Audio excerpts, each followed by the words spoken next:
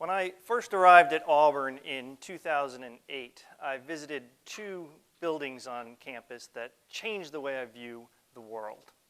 Those two buildings were the Rouse Life Sciences Center and the RBD Library. My first time in the Rouse Life Sciences Center was serendipitous. I happened to be walking along, and I walked through the atrium of this beautiful building and happened across all these poster presentations, much like the presentations you'll see outside. And the faculty and doctoral students of the Life Sciences Center were presenting their research. So I was viewing these things all about various biological phenomena, and one of them caught my eye. It was about fighting blue jays. I'm sorry, not these fighting blue jays, these fighting blue jays. These researchers theorized that the color of a blue jay was a visible signal of its underlying strength.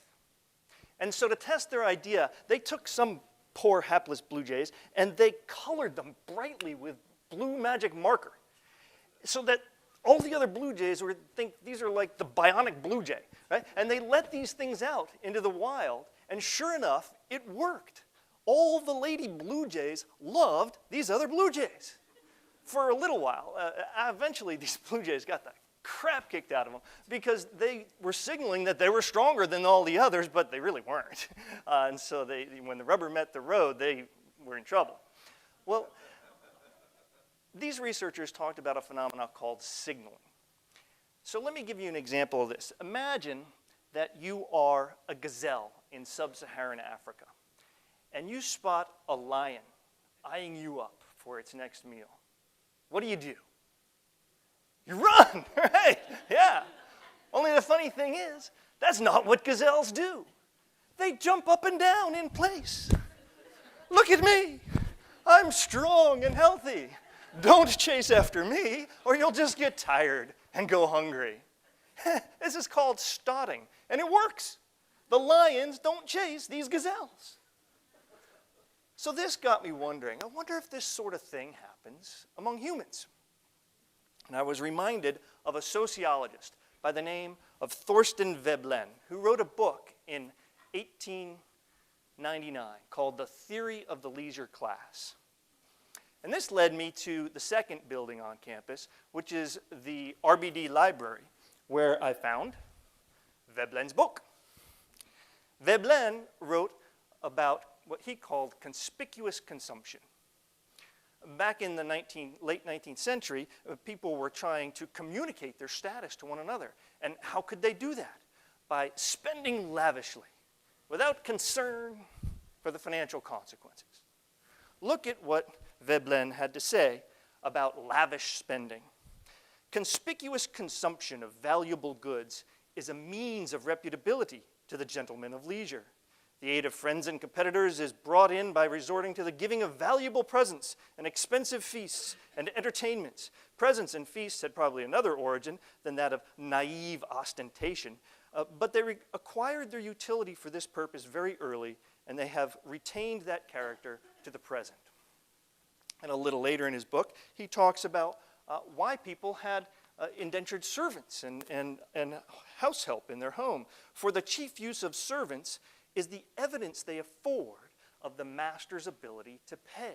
In other words, Veblen was among the first to argue that we engage in conspicuous consumption in order to impress and demonstrate our worth to those around us. And we do this today, don't we? Right? And why do I have this $400 Mont Blanc pen? Because it writes so well? No, because I want people to say, "Oop, he's got a Mont Blanc pen. He must be someone important."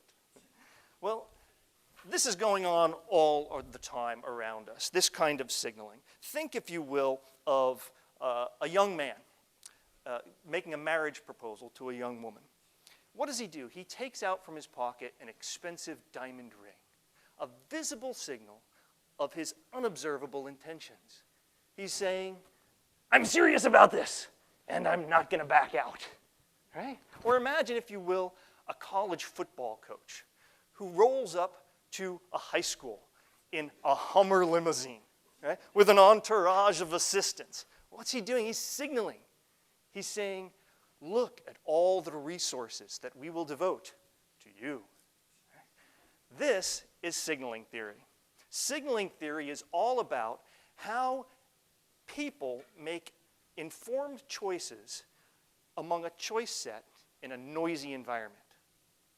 So for example, how an actor, maybe a gazelle or a businessman, engages in expensive and costly signaling, maybe jumping up and down or wearing expensive items, to communicate to the one making the selection, either a lion or a business client, that they are of higher quality than all the others in the choice set, presumably because the others can't jump as high or can't afford such expensive luxuries.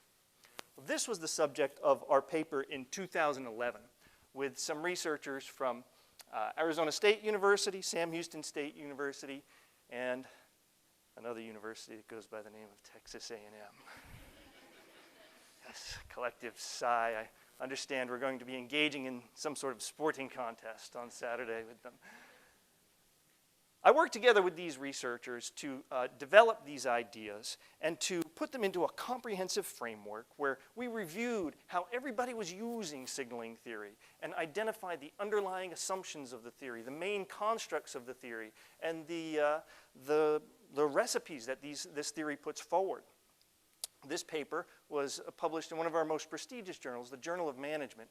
And 5 years after papers are published, the Journal of Management looks back and says, now which of these papers had the most scholarly impact? And so I'm pleased to say that a month ago, they made that selection, and our paper was determined to have the greatest scholarly impact 5 years later. Part of the reason being that this paper has been used not only in business and departments of accounting and finance, but also by sociologists and biologists and psychologists and in education. So, as you might imagine, being in the College of Business, I am constantly on the lookout for how firms are signaling within and between organizations. And you might have heard we're doing a lot with entrepreneurship in the College of Business. So if you think about from an entrepreneurial perspective, there's an old adage that says necessity is the mother of invention, right? Well, our good friend Veblen saw it differently. Veblen said invention is the mother of necessity. What did he mean by that? Yeah, he says, just imagine for a second that you're an entrepreneur. Right? And you've got this idea, and you know if you could just take it to the next level, that it would be pure dynamite. But you've spent all your money, you've maxed your credit cards, you've tapped out your friends and family, and now what do you need? Money, right? Money from people you've probably never met. You need some initial external capital. That was the question that we asked with some researchers from Western University in Canada and Washington State University. We had access to a unique data set where we had every entrepreneurial startup company in the state of Oklahoma, right down to the smallest mom and pop shop selling jewelry in their garage. Right? And we asked, what's the likelihood that these companies would receive external capital? Well, it turns out only a couple % of these companies are ever going to get money outside of their own social circles. So we said, now what are the signals that they can send to increase their chances of external capital? First thing we looked at was, do they move out and get into commercial property? And this sends a signal because it communicates an air of legitimacy about the startup. And sure enough, 5% of these companies get external capital. And then we said, well, what if they have a product that they can show off? And now they can say, this is not just a pipe dream, but here's something that we have to offer, and you can try it out. And this too increases the likelihood of external capital. The third thing was the most important signal, and that was the experience of the founder. Now, the experience of the founder increases the likelihood up to 10%. And this is saying that, look, investors want to give their money to somebody who knows the ropes a little bit. Problem is, these numbers are still kind of small. Yeah? So this is signaling theory, but not what we were hoping for. So then we split our data. That's when we uncovered something really interesting.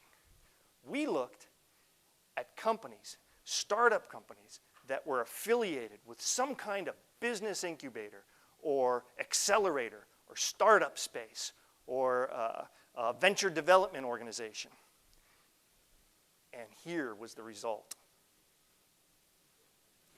Boom, right? Yeah, what happens is all of these entrepreneurial signals where entrepreneurs are saying, look at me, invest in me, I'm better than all the others out there. They come to fruition when there's an external third party that can endorse those signals and validate those signals. So this is a new twist on signaling theory because it says that the entrepreneurial signals remain relatively dormant until they're validated by a third party.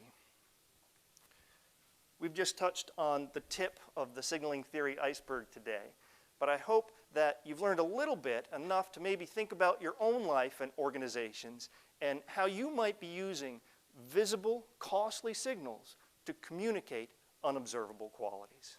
Thank you.